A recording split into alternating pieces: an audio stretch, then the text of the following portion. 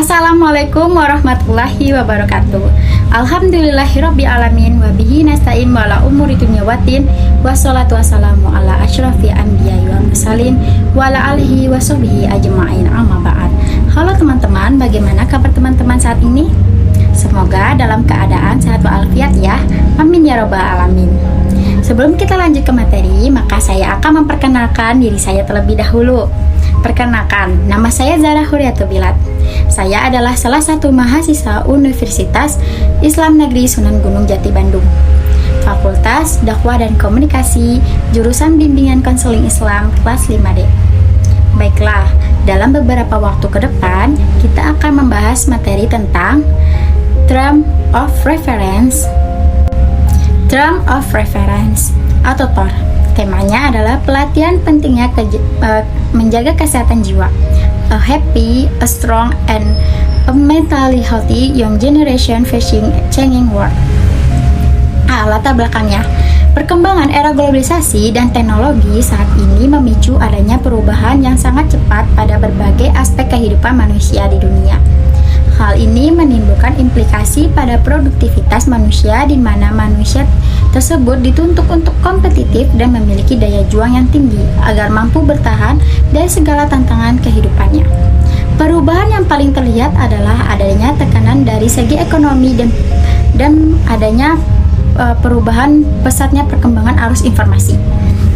Untuk menghadapi hal tersebut, perlunya kondisi di mana seorang individu dapat berkembang secara fisik, secara mental, secara spiritual, dan secara sosial, sehingga individu tersebut dapat menyadari kemampuannya sendiri dan dapat mengatasi tekanannya sendiri dan dapat bekerja secara produktif dan mampu memberikan kontribusi untuk komunitasnya. Sehingga saat manusia dalam kondisi terburuk, yaitu pada kondisi stres, bahkan depresi, sehingga mengalami gangguan kesehatan jiwa. Di Indonesia, kondisi kesehatan jiwa masih menjadi salah satu isu yang belum mendapatkan perhatian yang optimal. Padahal secara jumlah penderita gangguan jiwa terus meningkat ya. Menurut WHO tahun 2016 terdapat sekitar 35 juta orang terkena depresi, 60 juta orang terkena bipolar, 21 juta orang terkena skizofrenia, serta 47,5 juta terkena demensia. Jumlah penderita gangguan jiwa di Indonesia saat ini adalah 236 juta orang. Dengan kategori gangguan jiwa ringan 6%, 0,17 menderita gangguan jiwa berat, 14,3% diantaranya mengalami PASUN. Tercatat sebanyak 6% penduduk berusia 15-24 tahun mengalami gangguan jiwa. Dari 34 provinsi di Indonesia, Sumatera Barat merupakan peringkat ke-9 dengan jumlah gangguan jiwa sebanyak 50.608 jiwa dan prevalensi masalah skizofrenia pada urutan kedua sebanyak 1,9 per mil. Data Rizkedes 2018 oleh Badan Penelitian dan Perkembangan Kementerian Kesehatan Kemenkes dilakukan pada 300.000 sampel rumah tangga di 34 provinsi, 416 kabupaten, dan 98 kota. Dari sejumlah data informasi kesehatan, poin tentang gangguan jiwa mengungkapkan peningkatan proporsi cukup signifikan. Sebab jika dibandingkan dengan Rizkedes 2013 naik dari 1,7% menjadi 7%, menjadi perhatian. Artinya per 1000 rumah tangga terdapat 7 rumah tangga yang ada orang dengan gangguan jiwa atau ODGJ, sehingga jumlah diperkirakan sekitar 450.000 ODGJ berat. Untuk prevalensi rumah tangga dengan anggota rumah tangga ART, gangguan jiwa, skizofrenia atau psikosis ditempati Provinsi Bali. Posisi terendah yaitu Provinsi Kabupaten Riau dengan poin 3,0%, sedangkan provinsi rumah tangga di Indonesia memiliki ART gangguan jiwa, skizofrenia atau psikosis yang pernah dipasung 3 bulan terakhir sebesar 31,5%. Prevalensi depresi pada penduduk umur lebih dari 15 tahun pada Sulawesi Tengah menempati peringkat. Untuk masalah penyalahgunaan nafza, berdasarkan laporan survei perkembangan penyalahgunaan narkoba di Indonesia tahun 2014 memperkirakan jumlah penyalahgunaan nafza sebanyak 3,8 juta sampai 4,1 juta orang atau sekitar 2,1% sampai 2,25% dari total seluruh penduduk Indonesia yang berisiko terpapar narkoba di tahun 2014. Penelitian BNN tahun 2017 menyatakan bahwa estimasi prevalensi penyalahgunaan narkoba di Indonesia sebesar 1,77%, sekitar 3,38 juta orang. WHO menyatakan gangguan penggunaan nafza merupakan penyakit otak kronis kambuhan yang dapat ditangani dengan berbagai program pencegahan dan pemulihan. Gangguan ini dalam ICD-10 disebut sebagai gangguan mental dan perilaku akibat zat psikoaktif sejak bulan Maret 2020. Seluruh dunia mengalami kondisi bencana non-alam, yaitu pandemi COVID-19 yang telah dinyatakan oleh pemerintah sebagai bencana nasional. Sejak kondisi pandemi akibat yang ditimbulkannya, baik akibat secara kesehatan, ekonomi, sosial, menjadi potensi yang besar untuk timbulnya masalah kesehatan jiwa.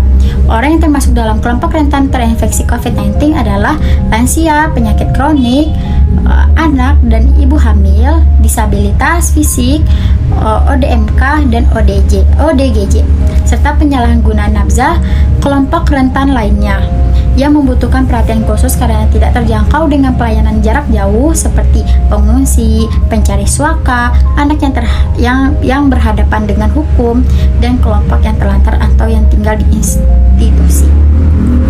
Masalah dampak yang ditimbulkan akibat COVID-19 adalah masalah kesehatan, yaitu fisik dan mental. Ada masalah sosial juga sampai dengan masalah ekonomi. Pada masa COVID-19 terjadi perubahan pola kerja, pola bersosialisasi, pola belajar yang berbeda dari sebelumnya yang menyebabkan masalah pada kejiwaan mereka. B. Nama kegiatan. Nama kegiatannya ialah A Happy, A Strong, and Mentally Healthy Young Generation Facing a Changing World.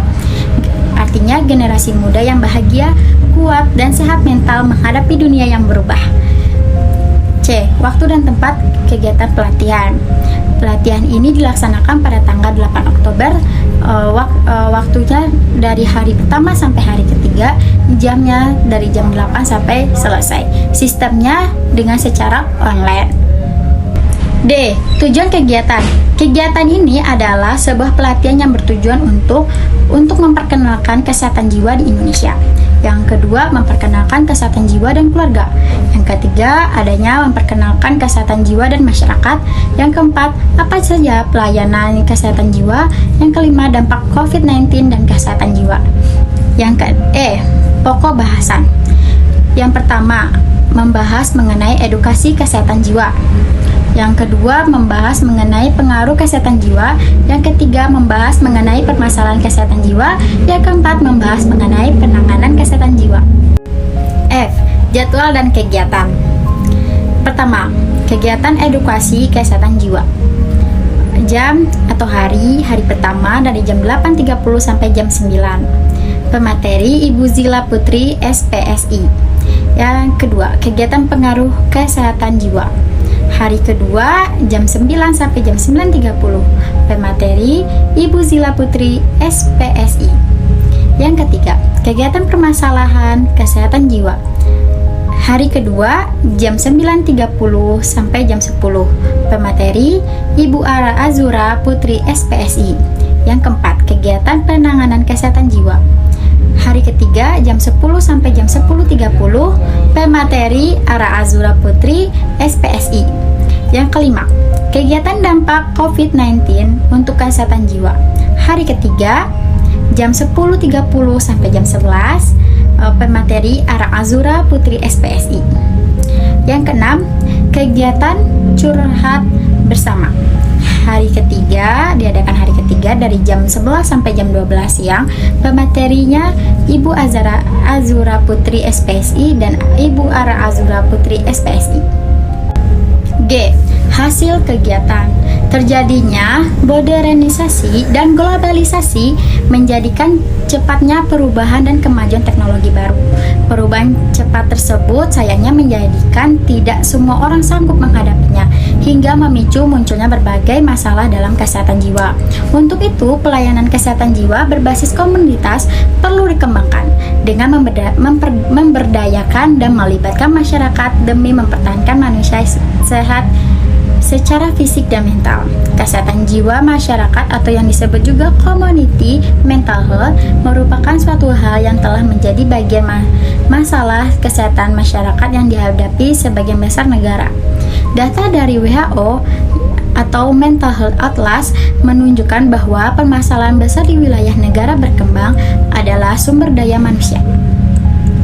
Gangguan jiwa tidak menyebabkan kematian secara langsung, namun akan membuat penderitanya menjadi tidak produktif dan menimbulkan beban bagi keluarga penderita dan lingkungan sekitar. Terlebih dengan masih adanya problematika multidimensional yang hingga saat ini dihadapi bangsa Indonesia, menyangkut masalah ekonomi, masalah bencana alam, teror, serta wabah penyakit. Hal ini mampu menjadi pencetus munculnya permasalahan kesehatan jiwa masyarakat akibat kondisi psikososial masyarakat yang tidak semuanya siap menghadapi permasalahan tersebut. Kesehatan jiwa tidak sekadar bebas dari gangguan dari penyakit atau kecacatan, namun lebih pada perasaan sehat, sejahtera, sehat dan bahagia dengan keserasian antara pikiran, perasaan, perilaku untuk dapat merasakan kebahagiaan dalam sebagian besar kehidupannya serta mampu mengatasi tantangan hidup sehari-hari. Pada intinya, kesehatan jiwa adalah status kesehatan di mana individu sadar akan kemampuannya, dapat mengatasi stres dalam kehidupannya sehari-hari dan dapat bekerja secara produktif serta mampu memberikan kontribusi pada komunitasnya. Untuk mengatasi permasalahan tersebut, perawat juga mempunyai peran penting loh, karena mereka merupakan sumber daya kesehatan vital dalam upaya meningkatkan mutu kesehatan jiwa masyarakat, termasuk dengan memberikan pelayanan kesehatan jiwa berbasis komunitas. Dengan pelayanan kesehatan jiwa berbasis komunitas, hal tersebut dapat menjadi strategi terbaik untuk melakukan pemberdayaan masyarakat di sebuah komunitas yang memungkinkan kesehatan jiwa mencapai seluruh masyarakat. Kerjasama lintas sektoral termasuk melibatkan peran serta masyarakat penting dilakukan secara sumber daya masyarakat, merupakan aspek paling vital dalam menyukseskan pelayanan kesehatan jiwa masyarakat dan menciptakan masyarakat yang memiliki kesehatan mental yang baik. Sistem curhat juga dapat mengetahui bagaimana hal yang terjadi dalam beberapa peserta yang mengikuti pelatihan ini, saat mengikuti pelatihan ini pada saat tersebut, dan dapat menjadi pertimbangan dalam hal menangani permasalahan kesehatan jiwa. Pada 8 Oktober 2021, penanggung jawab kegiatan Zara Huriatu bilang, oke teman-teman, mungkin itulah review tour pelatihan kesehatan mental yang saya buat. Oke, semoga ilmu ini bermanfaat untuk teman-teman semua. Wassalamualaikum warahmatullahi wabarakatuh. Dadah.